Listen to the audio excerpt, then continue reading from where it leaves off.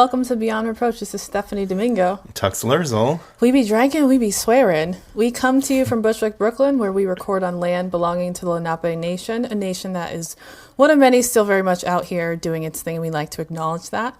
This is a show where we talk about whatever we want because we don't have a format. Screw formats. Yeah. Boring. Right? Formats belong to the before times. Yes. So this is the mini, and today I'm going to be revisiting the Whiskey Rebellion that I talked about last week. Yeah, we're talking about drinking. Yes, drankin'. Drankin'. Our favorite activity. Yes. Before I really get into it, I want to say that the topic that I talked about last week, the Whiskey Rebellion, was sort of difficult for me to figure out how to approach it. And I actually had asked some friends for sort of like advice, but ended up just sort of going for it on my own. I was kind of trying to be all like, fuck the government, fuck the police, and sort of be more sympathetic to the farmers that were involved in this. But then Stephanie was like, yeah, but also fuck these ancient white men. Yeah, I mean, they can be both. We can be complicated like that. We contain multitudes. You were definitely right, because they were fucking shit up too. They were doing everything wrong. Everyone involved was doing everything wrong. I just wanted there to be like a hero to the story. I understand that, but that's not reality. No, this is real life, and it's not a fairy tale. So if you actually pay attention to the details of that story, everybody was doing everything wrong. Yeah, because we're a fucking mess. We certainly are a mess, especially when we're drinking whiskey. The whole thing was a disaster. The whole story was a mess, and everyone was fucking everything up. But I do maintain that the government's reaction to what was going down and the events that overblown, totally way not extreme, not okay at all. Yeah, and definitely set a precedent for how like civil unrest and protest would be handled for the rest of history. Yeah. In a really terrible way. Yeah. Setting a really aggro precedent. Totally. The president is going to ride in on a horse in a in a costume. Yes, exactly. And like crack some skulls. That's not actually what I want to talk about today. I just wanted to sort of put that out there because I was like, did I not handle that story the way I'm sorry. I was a problem too. I'm just like, wait, what? Yeah, but they literally were fucking everything up, and they did not deserve the sympathy and respect that I was giving them. They were the less shitty party, but they were both shitty. Yeah. But so today I am going to be talking about our drinking problem in this country. So cheers. Yes. To drinking too much. To being patriots, okay? Mm-hmm. Let's It's the American way. I'm going to be talking a little bit more about another reason that the government wanted to levy this tax in the first place, and another reason that everyone else was so fucking pissed off about it. So I mentioned during the cocktail segment in that last episode that Americans were drinking a whole hell of a lot at this point in history. And it turns out that in addition to raising money to pay off debts, our Revolutionary War debts, Alexander Hamilton also hoped that... Who? Yeah. That's all on you. Oh, I'm not doing it. Oh, fine. Alexander Hamilton. There we go. I'm not doing it. Boo. I'm the wrong kind of gay. So he hoped that taxing distilling would actually help curb our drinking problem in this country. That's a good idea. Yeah. I could see... I think it could have worked, and it has worked in the past. Yeah. Like what we've done with cigarettes, that people smoke less because cigarettes are so expensive. Yeah.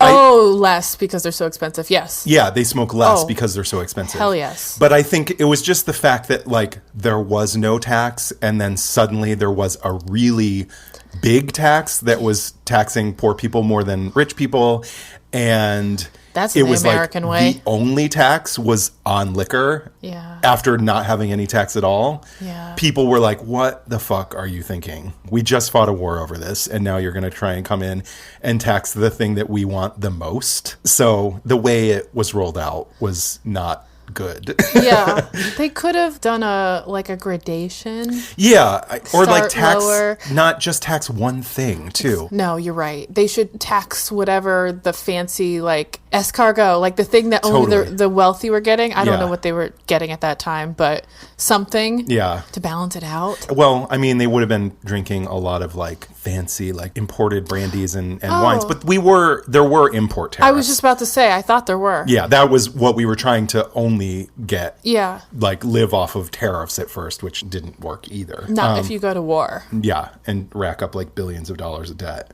But so in Hamilton's 12th essay in the Federalist Papers that he wrote, he said a tax on whiskey, quote, should tend to diminish the consumption of it, and that such an effect would be equally favorable to the agriculture, to the economy, to the morals, and to the health of the society. And George Washington agreed, despite the fact that he owned one of the largest whiskey distilleries in America at the time.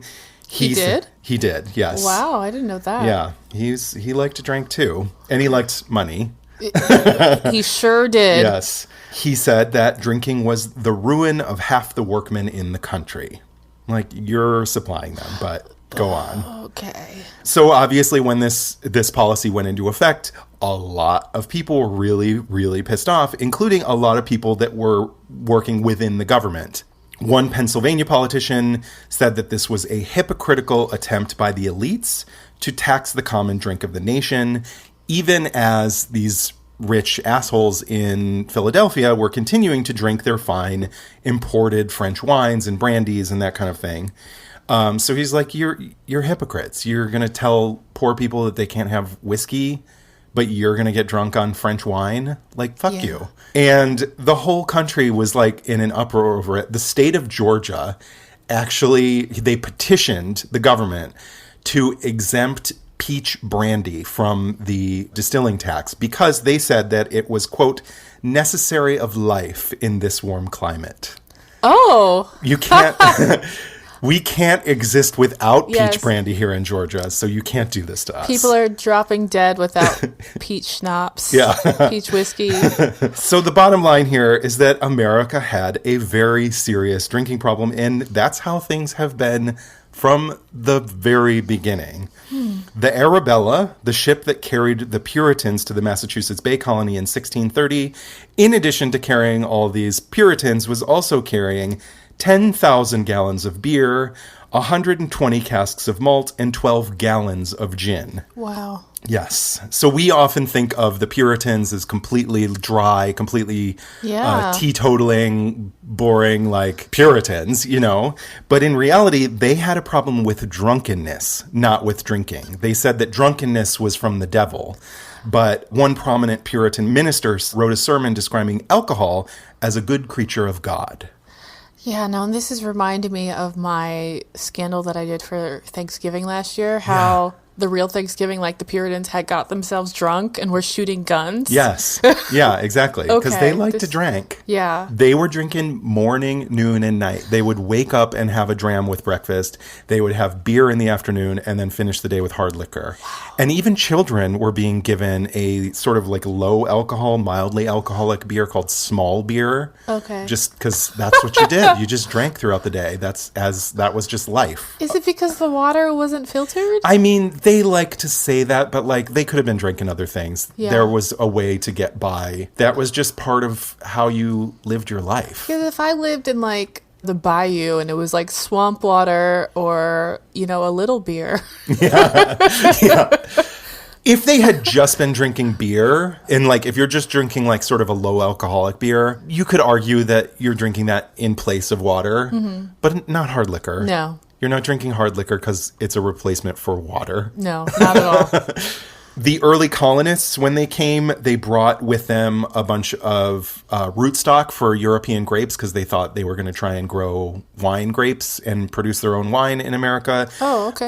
The roots of European grapes don't tend to do well in American soil, at least not in the soil that they were planting them in at the time. Yeah, because they weren't in California. Yeah. Well, they needed, basically what needed to happen was they needed to graft the European plants onto American grape vines. But they didn't quite figure that out at first. Yeah. So they instead started experimenting with native plants. And some of the colonists' earliest messages back to England were reports on successful experiments with distillation. In 1620, Captain James Thorpe wrote from Virginia that he had managed to distill alcohol from corn. and was very, very excited about it. We were throwing everything from wild berries to pumpkins into these stills to try and figure out how to make some liquor for ourselves. And the most popular spirits at the time were Applejack, because we were growing apples, pear brandy, and something called metheglin, which is a type of mead, like a honey wine that is flavored with cinnamon, chamomile, herbs, and spices, which sounds delicious, but also very sweet. So by the 1700s, drinking was so deeply ingrained in American culture and just the spirit of who we were as Americans, the upper classes were not just tolerating drinking. It was practically like you had to know how to drink. You had to know how to drink and hold your liquor to be like upper crusty. Okay. One Maryland doctor traveling in New York in 1744 wrote that, quote, reputation for hearty drinking was essential for admission to the best society. Ooh, weird. It's kind of like Japan. Yeah. The drinking culture there is really like stratified. Like drinking with the boss is like... You have to, like, work your way up. Yeah, but Americans didn't want to just drink with the boss. We wanted to get fucking shit-faced with the boss, but, like, still act like we had it together. That was, like, a reputation for knowing how to hold your liquor was, like, how you got into good society. Because everyone was just, like, drunk. I mean, like, we were just drinking a lot. A lot, okay. A lot. Like, way more than we do today. Wow. So by 1790, when the whiskey tax went into effect, most Americans were drinking an average of 5.8 gallons of pure alcohol every year. Like if you boil it down, depending on whether you're drinking beer, wine, liquor, whatever, if you boil that down to like just the alcohol content, we were drinking 5.8 gallons of pure alcohol. Wow. Every year. And that number continued to climb after the 1790s. No. Peaked around 1830 when we were drinking. Some estimates say that we were drinking as much as 7 gallons of pure alcohol every year. There are a lot of reasons that we were drinking so much. It's only men drinking, right? Men and boys? Women drank a little bit, but not like men. Yeah, men, because drinking in public was a very male thing to go. Like you couldn't go to a pub if you were a woman. Yes. Yeah. You'd be seen as a prostitute or something. Exactly. Probably. Yeah. So a lot of the reasons we were drinking so much, I mean, they have a lot to do with American culture anyways, and just who we are and where we come from.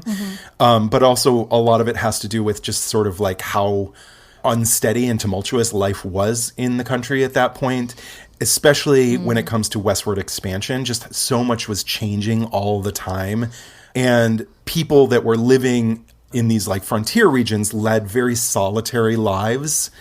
In these frontier regions, it was just sort of like, if you're bored, you're in the woods, you don't have a wife, you don't have a family. Yeah. Just get drunk and chop down some trees or whatever, you know. So are these people making their own alcohol? Yes. Oh, they are? Yeah. Okay. By 1810, about 15% of Americans lived west of the Appalachians.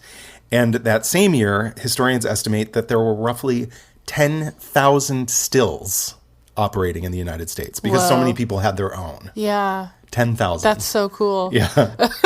One historian wrote, "It should not be surprising that these isolated and lonely Western pioneers had a reputation for drinking. This anomic existence, lawless and alienated from society, gave rise to acute drinking." Yeah. And in a lot of sort of high society, drinking alone, not heavy drinking, but just drinking alone, was seen as a widespread social malady.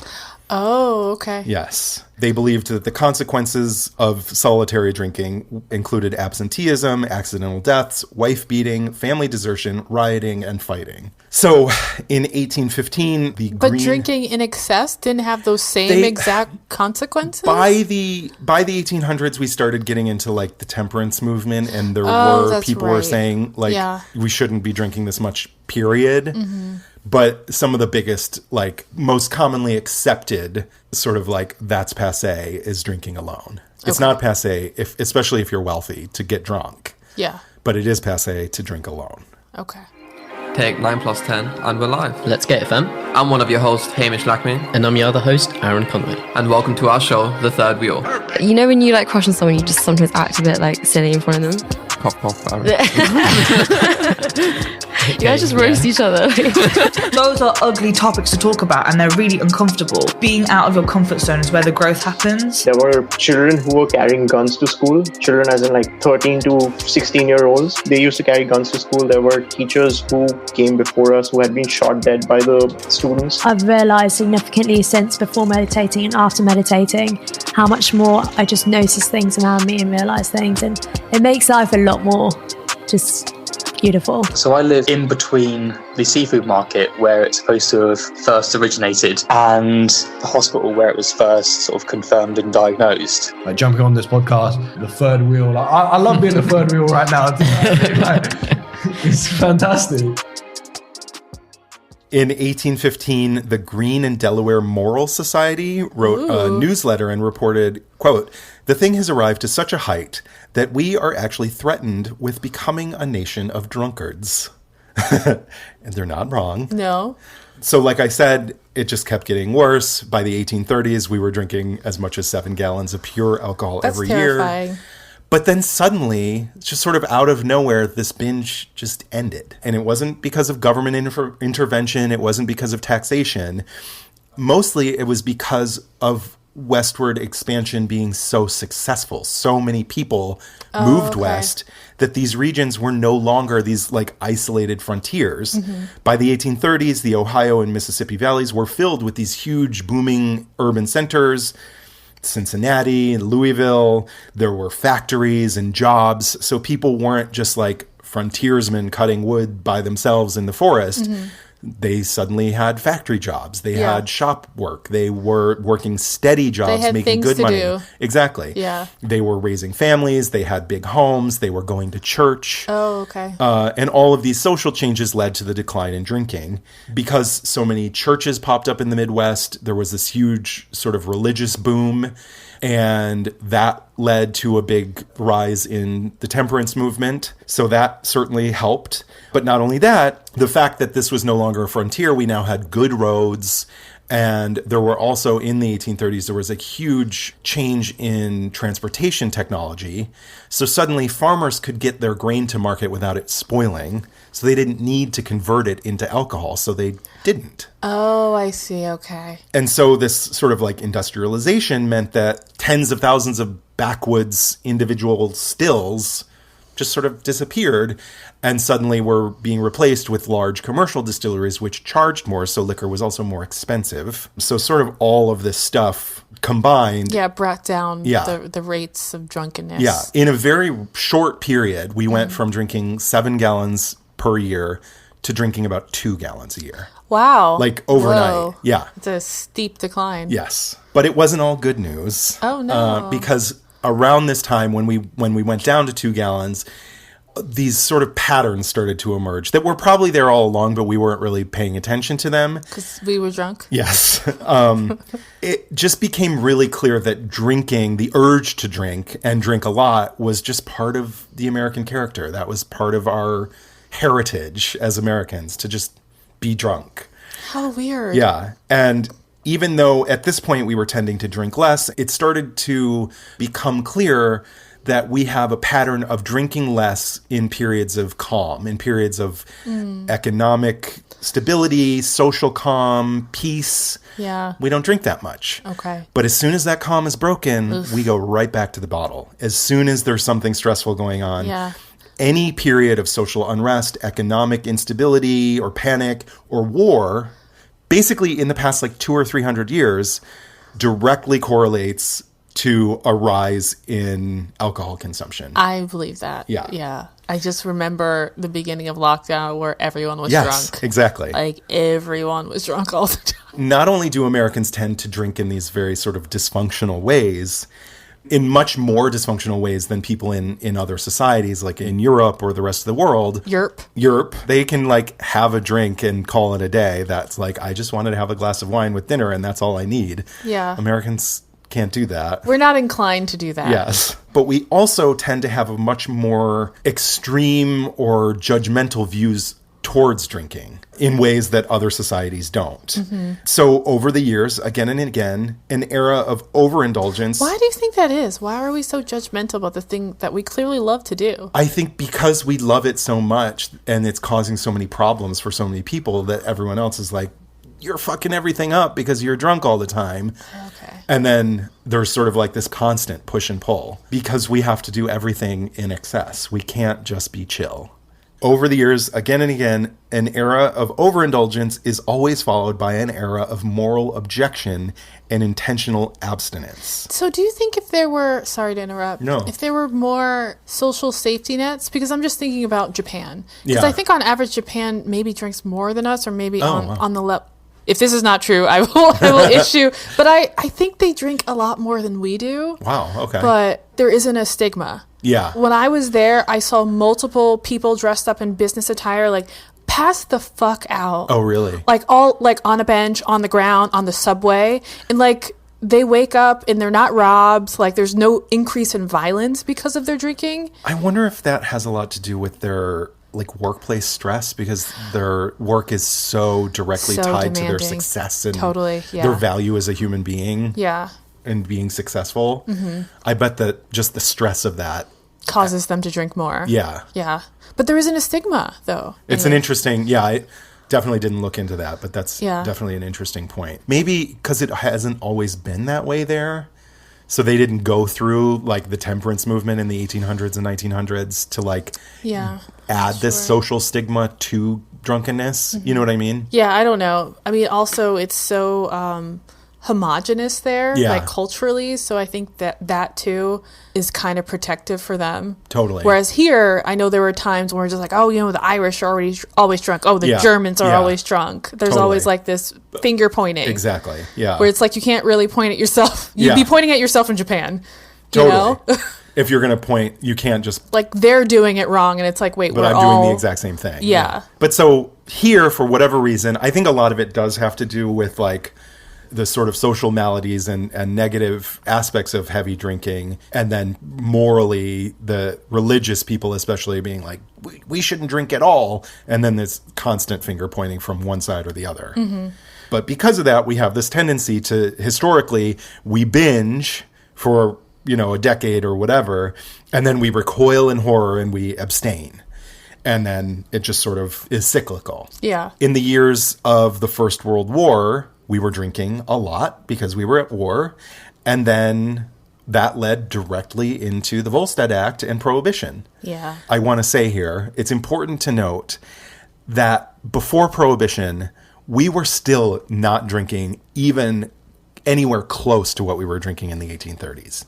Even though Prohibition was like the one that everybody thinks of and thinks like we were just drunk all the time before that, not even close. Damn. And I also want to say that just because it was illegal to buy and sell alcohol in the 1920s doesn't mean that nobody was drinking. Oh, we were drinking a lot during Prohibition too. In the days leading up to Prohibition, because people knew it was going to be illegal to buy and sell liquor, there was this big scramble to buy up every drop there was in the United States and have it on hand, especially if you were rich and you had the means and the connections and the space to store all this liquor. Rich people were buying up like entire shops, like go to a wine store and be like, I'll take it all. You're not going to be able to sell it next week anyway, so just give it all to me. Whoa. Buying up all the wine, all the scotch, all the expensive fancy stuff. Poor people couldn't do that, obviously, so they just found ways to make their own. And smuggling also was a big thing, especially from like Canada. We were smuggling all this booze down. But yeah, it was still America. We were still drinking. If you wanted a drink, you could find a drink. We found a way. Yes.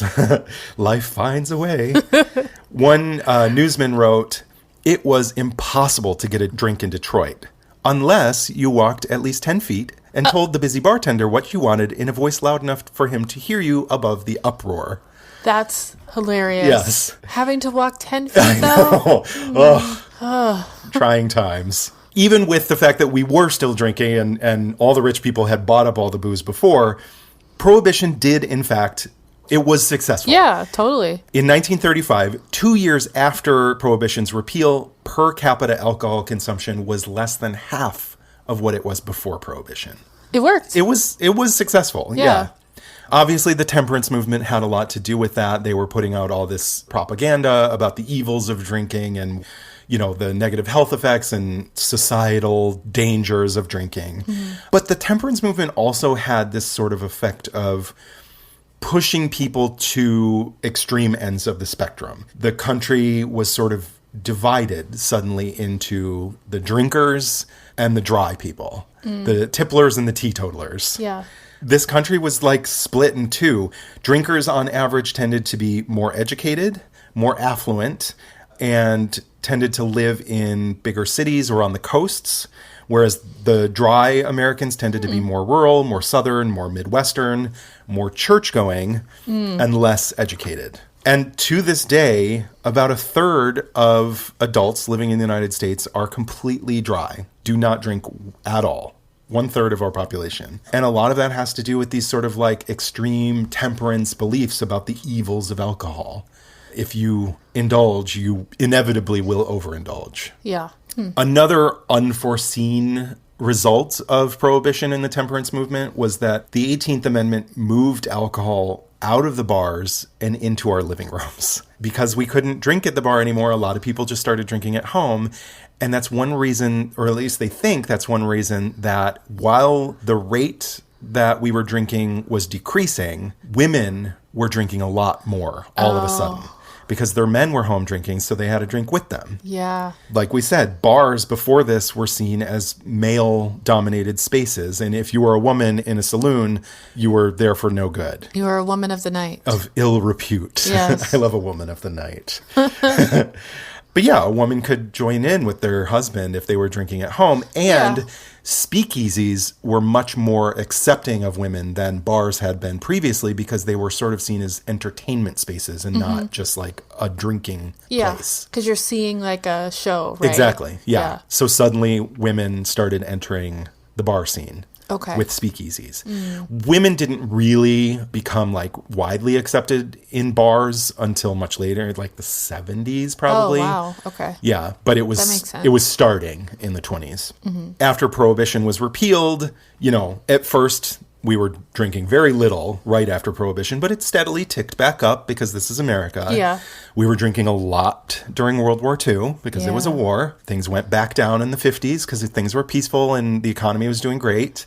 The 60s and 70s were a tumultuous time. There was the civil rights movement. Yeah. There was all this unrest. War. The 70s, there was a lot of economic instability and people weren't sure what was going to happen. So we were drinking a lot in the 70s, which is when most states lowered their drinking age from 21 to 18, which sort of corresponded, I guess, with change in the voting laws. Oh, yeah. But this was right at the same time that the baby boomers, the largest generation in American history to date, was coming into their prime drinking years. Damn. And suddenly it's like, 18, I'm going to get shit-faced. Yeah. Ugh. So drinking kept ramping back up and really peaked in around 1981, at which point, true to form, we were like, what have we done? It's time to recoil. Yes. And there was it's like, is there a mega church I can go to? Yeah, exactly. To repent? Yeah, and we started writing policy with this sort of temperance... taxes on alcohol increased. Warning labels were added to containers of alcohol, sort of talking about the health risks and that kind of thing. The drinking age went back up to 21. And penalties for drunk driving finally got like serious for the first time in the 80s. That's good. That's a very good thing for sure, yeah. So by the late 1990s, the volume of alcohol that we were consuming was way down again, about a fifth of what it was at the beginning of the 80s. But then, a fifth. Damn. But then again, what happened? We had to swing back the other way, another shift, starting around the beginning of the millennium. And almost every year since, we have drunk a little bit more than the year before, every year. So it's ticking back up again. It's ticking. It has been for about 20 years now, yeah. But look at how stressful those years have been. In 2002... the year after 9/11, heavy drinking was up 10% over the previous year. So it started early in the 2000s. And we've had the Great Recession. We've had all of this political extremism over the past 2 decades. And then we had the pandemic. During the pandemic, sales of hard liquor rose, as did the reported frequency of drinking and amount consumed. By February of this year, nearly a quarter of Americans admitted that they had drunk more over the past year than they did the year before. Yeah, I think I definitely drank more. Absolutely, yeah. And most people are saying that it was just a means of coping with the stress of living through this pandemic. Today, Americans drink about 2.3 gallons of pure alcohol every year, which is up. That's a lot, but like compared to 5 or 7. Oh my God, yeah. Like what? We never even came close to 7 ever again after that. 7 is unreal. Yeah, I'm not positive, but I think right before Prohibition, it might have been like 3. Okay. So it was high, but it wasn't nearly, maybe not even quite to 3. 3 seems like a lot. Yeah. After the 1830s, when things went down to 2, we've sort of stayed somewhere around 2 ever since. Okay. It goes up and down, but... Okay. Have we ever, like, dropped way below 2? I imagine it's gone below a little bit, but I don't think way below, because this is America, and that's not how we do things so, here. like, hovers around, like, plus or minus. Yeah, sort of like follows this 1. diagram, like ebbs and flows, but somewhere around 2. Okay. 2 gallons of pure alcohol every year. While we are on this sort of upward trend and we are drinking more and more every year, we have this thing that's happening right now where we're sort of displaying both ends of the extreme at the same time in this country right now. There are more and more breweries that are getting into the non-alcoholic beer game every year, more and more offerings of non-alcoholic beer, and now they make spirits too. Yeah, and wine too. They make, and the quality and the flavor is getting better and better every year. And they even make sort of like a LaCroix, like a flavored seltzer that's flavored like hops. Oh, wow. Yeah. Okay, cool. And more bars are offering non-alcoholic cocktail menus, mocktail menus, so that people who don't drink can still get the sort of social aspect of going to a bar without consuming alcohol while they're there. So while more and more of us are drinking too much, more and more of us are also swearing off alcohol completely. And it's really because we just don't have any chill. We don't know how to be cool about it. We don't have a drinking culture that's like they do in France and Italy. Yeah, exactly. Where you just grow up having a little bit of wine with dinner. No, you can't. Lunch. It's you're shit-faced or you just don't touch a drop. Yeah. It has to be extreme with us. All or nothing. That's just how we are. Why? Yeah. And obviously, I'm not saying anything negative about this. This is great that people are not drinking. It's great for your health. It's great for so many things. But it's sort of unique to America that you would go to a social function and be like, never touch a drop. Yeah. And I'm not really talking about alcoholics who can't. I'm talking about people who have just decided, if I drink too much, so I'm just not going to touch a drop. Which, again, good for you, but it's just so strange compared to the way the rest of the world consumes alcohol. So it's going to be interesting to see how this trend continues. If we, once this pandemic is over, are we going to slip back down towards temperance, or are things going to keep going upward?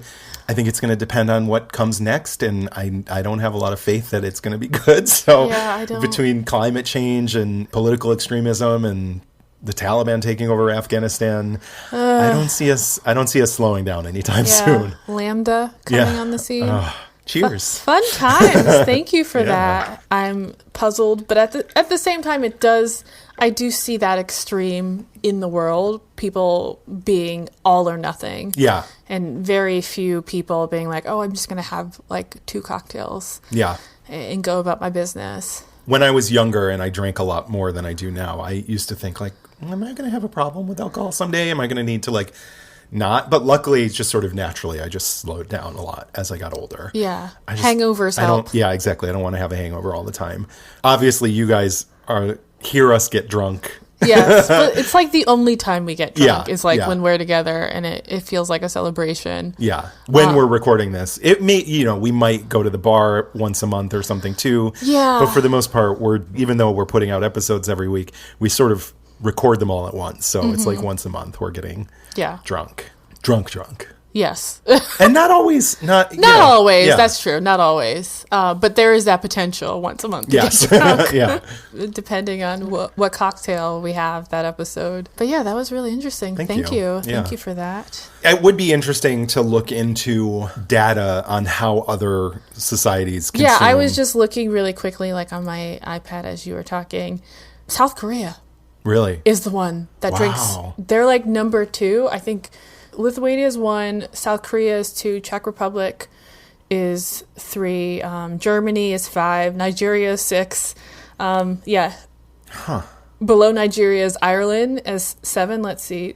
The UK is above us at 25. We are 45. 45. Wow. I think a lot of that probably has to do with the high number of people who live a very dry life. Yes, who too. don't drink at all. If everyone was drinking the way most people do in this country, I think that number would be much higher. I agree. Yeah. Our drinks are almost empty. Yeah. So thank you so much for listening to Beyond Reproach. This has been Stephanie Domingo. And Tux Lerzel. Thank you to Tim Clough, our editor, sound engineer, and podfather. We couldn't do this without him. True story. Bye. Bye, guys. Bye, everyone. Bye.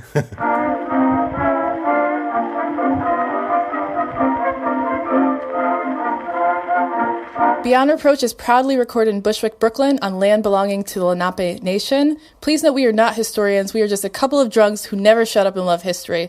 Full list of all source information can be found in the show notes on our website. Please take a moment to rate, review, and subscribe. Written reviews are especially important. If you like us, please do one of 2 things.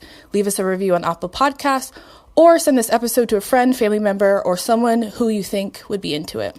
Make sure you follow us on Instagram because we post our cocktail recipes the Thursday before each full episode. Please drink along with us if you are not driving. We also have a shop on beyondreproachpod.com. Get your merch, brand yourselves. We have exclusive content on Patreon where you can directly support the production of our show.